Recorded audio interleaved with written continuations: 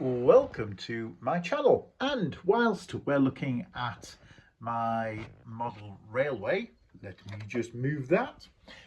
There was a reason for that. Whilst we're looking at my little micro railway, I want to do this video on just some of the things that I've done recently. For example, 3D printing. Now, it's not as easy as it sounds. This is N gauge or N scale, and 3D printing in N scale is extremely cheap. These sheep here were printed in N scale. They're extremely cheap to print because they use hardly any filament. The problem is they are so tiny that sometimes some tiny things don't work when you're trying to 3D print them, and I've had quite a number of failures, which I'll get to a couple of things in a moment. But the sheep, the fencing, you can see I've used some green, well, it's actually green filament to make those fencing, and this fencing here was done in white filament, exactly the same fencing, just obviously a different color, but I think it leads to it. Now get in there, away from that bench that those people are laid back on, they're supposed to be sat, but they're laid back.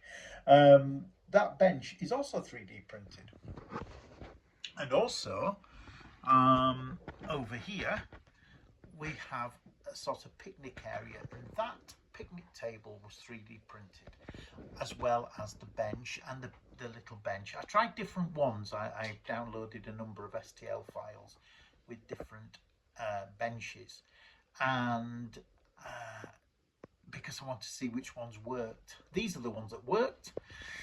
Fortunately, a few didn't. Now, normally the ones that don't work are the ones that are printed all in one go.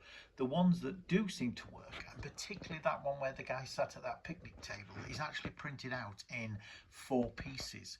I can't really show the legs, they're so small, but they had a couple of legs which I managed to glue to the surround. So if I point to that surround which the guy sat on, and then there was like a pallet top, it almost looked like, which then you glued on the top. Now the beauty of that is it actually, although it was fiddly, unbelievably fiddly, and bits were flying off everywhere, stuck. I had things stuck everywhere, but finally with tweezers and toothpicks and all sorts I managed to do it, and I don't think it's come out too bad. It looks pretty realistic, and the guy sat there doesn't look too bad either. But I found that 3D printing is it gives me an idea to add little bits on. It can be fiddly, but it does look nice. Just in front of here is I also 3D printed a car. I was just gluing the bottom on for my grandson.